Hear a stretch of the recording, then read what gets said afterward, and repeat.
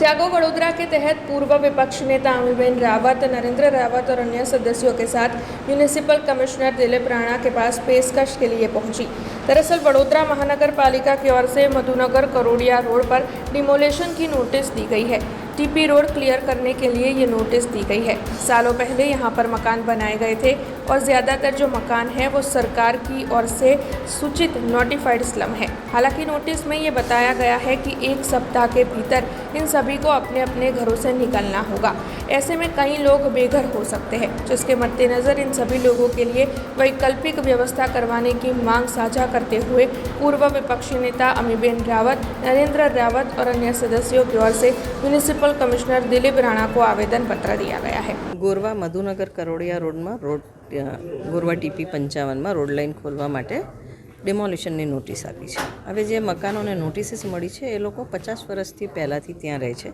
Notified slum વિસ્તાર છે, એટલે જ્યારે એ લોકોને નોટિસીસ આપે તો અમે 69 to 70 એવા ઘર છે જે લોકોનું ઘર રહેવા લાયક નહીં બચે. એક રૂમનું ઘર હોય ને આખું જ ઘર જતું હોય કે પોણા ભાગનું ઘર જતું હોય, એટલે ત્યાં રહી શકાય એવું નથી. તો ટેકનિકલી એ લોકો બેઘર થઈ જશે આ ડિમોલિશન્સ કર્યા પછી. શિયાળાનો ટાઈમ છે. ફર્સ્ટ ઓફ ઓલ તો આ ટાઈમિંગનો અમને વિરોધ છે, કારણ કે આગળ નર્મદાની કેનલ છે. કેનલની ઉપર જે બ્રિજ જાય છે એ બ્રિજ સાંકડો છે. તો ખાલી રોડ પહોળો કરો ને પછી બ્રિજ સાંકડો રહે તો આ રોડ લાઇન પહોળી કરવાનો કોઈ મતલબ નથી. તો પહેલાં નર્મદા નિગમ સાથે જે ફોર્માલિટીઝ કરવાની છે, બ્રિજ પહોળો કરવાનો ઇજારો ને બધું સાથે થાય તો થોડોક સમય આ લોકોને બી બળે, શિયાળો નીકળી જાય.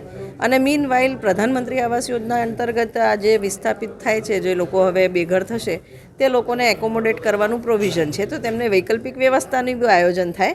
તો માનવતાના ધોરણે અને એમના જે હક છે એ બી ધ્યાનમાં રાખીને આજે અમે પ્રાથમિક રીતે આવેદનપત્ર આપ્યું છે કે આ બંને વસ્તુ કન્સિડર કરી અને સિન્ક્રોનાઇઝ કરીને કોઈને અગવડ ના પડે એ રીતના રોડ લાઇન ખોલવામાં આવે. જે નોટિસીસ આપી છે તો ઘણા બધા મકાનને આપી છે, પણ જેના ઓટલા અને પતરા જાય છે એ લોકોને રોડ લાઇન ખોલાવવામાં કોઈ વાંધો નથી. પણ અમુક લોકો જે લગભગ 70 એવા ફેમિલીઝ છે જે લોકોના આખા ઘર કાં તો પોણા ભાગના ઘર જાય છે અને એ લોકો બેઘર થઈ જશે, એમની ખાસ કન્સર્ન છે.